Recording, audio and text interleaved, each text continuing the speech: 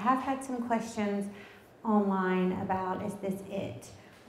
Yes, I will do the Dean novella. It was supposed to come out this Christmas for free, and it didn't because, once again, my grandmother was passing away. It was a bad time for me. I was doing good to write this book that was due, so I wasn't able to write the novella as well. So it will come out. So I guess we're not done yet. There will be the free novella come out with Dean. But as far as your original Rosemary Beach characters, I'm finished.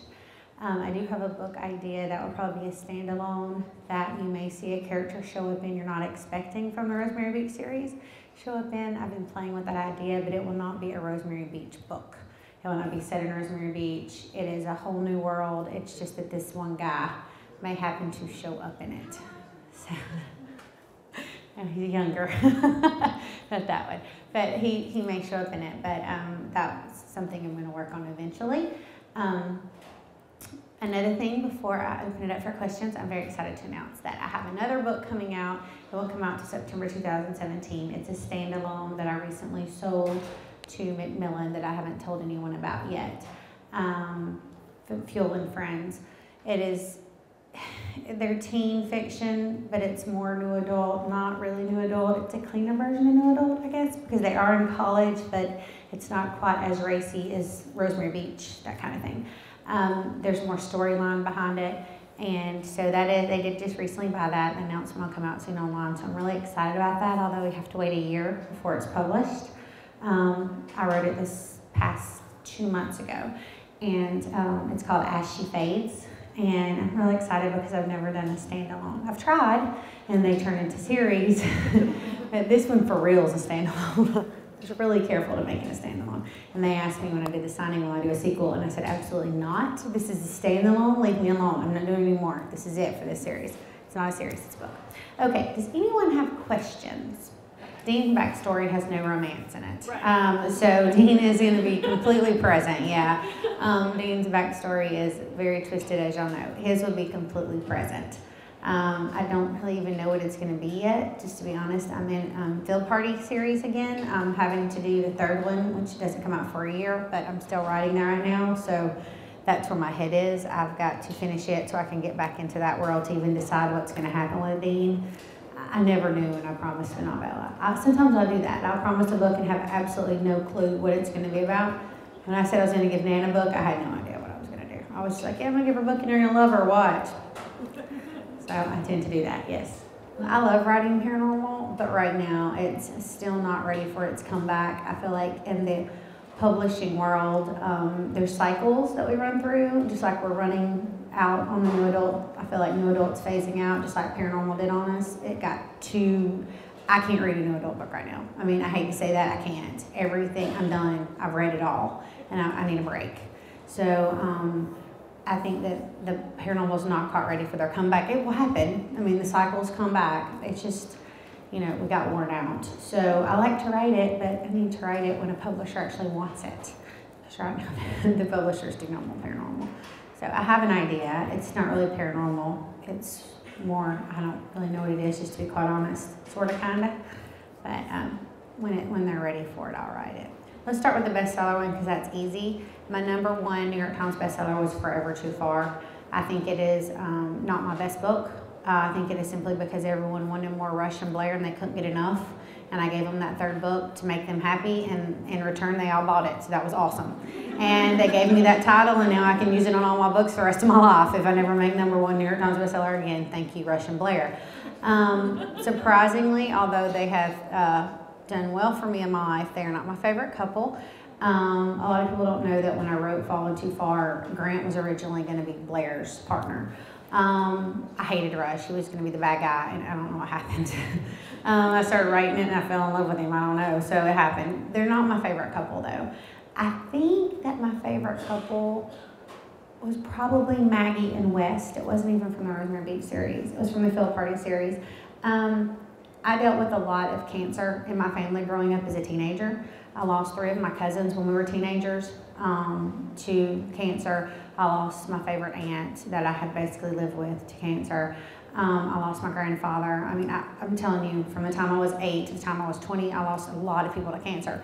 So being able to write that story and write what Wes was going through and his emotions and how Maggie would, it hit home for me in a way that made me really love that couple.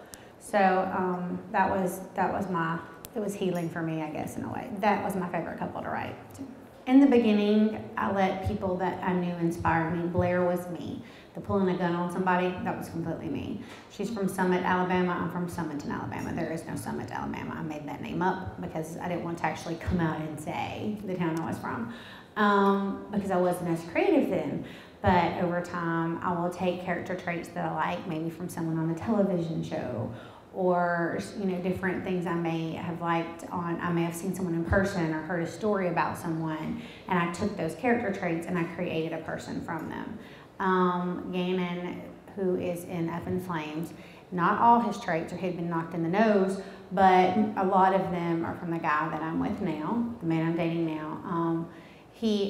A lot of his quotes, his favorite books, the fact he'd rather read than watch TV, a lot of his outlook on life is from him. And it made it easier to create Gannon, having someone to be inspired by. Typically I'm not. Normally it's just somebody in my head. And I work with that and I let my imagination take over, and I normally create a man that a woman wants but doesn't actually exist.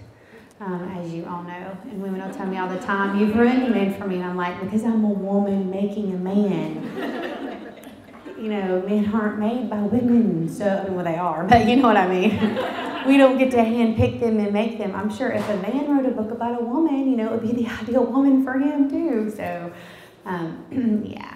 I was used to control, and having control over things and having to learn to let that go was hard. I liked being able to control my covers. I liked being able to control my price. That was really important to me. I liked being able to control my storyline. And the first time I got edits back on a new book and they wanted me to change different things in my storyline, I was like, no? What do you mean? No, this is the way I wrote it. I will edit it, but I'm not changing the storyline. For example, and until Friday night, Maggie and West, my editor did not like West. And she said, you have to make him more likable. And I said, absolutely not. His father's dying of cancer. This boy is a teenage boy. He's heartbroken. It's his best friend. He's close to his father. I'm not changing his personality. Teenage boys are not nice most of the time. I have one, okay? I know. I've got their friends in my house. I'm not making this up. This is going to be legit. And so I've had those kind of moments where if I was writing it myself, it would be, this is the way it is, and nobody's going to tell me how to change it. So having someone tell me to change things did not go over well. I've gotten better, and I've been more open-minded to things. I still will not completely change the storyline, but I think they may have a point. I won't be so stubborn anymore. Price still bothers me, but I've had to let that go. But I miss those things, and those were definitely the most difficult out of all of that. Ashy fades, and that's not out yet, and this is why every new book you write, you get better. So I can go back and read any book that I've written before, and I would change things, and I'll even cringe. I can cringe reading Fallen Too Far, and I don't even know why, because it was my break open into the New York Times and everything else. But I can go back and read it and say, ooh, man, that's not good. I should have read it. That I should have done that this way or that way. Writing is like a muscle, and every time you use it, it gets stronger. So every new book I have is always my favorite. The one I just finished I feel like it's my strongest piece, always. And it is, because I've gotten better. I've learned from my books before, and I've gotten better with each book. As far as dear to my heart, it is probably not my best writing, but I'm proud of it. I think we're going to go back to Until Friday Night. I really like that book, and I'm really proud of it. I like the next one, Under the Lights, just as much. It's just, like I said, I have some connection till Friday Night. That series is mimicked from my childhood. I grew up in North Alabama.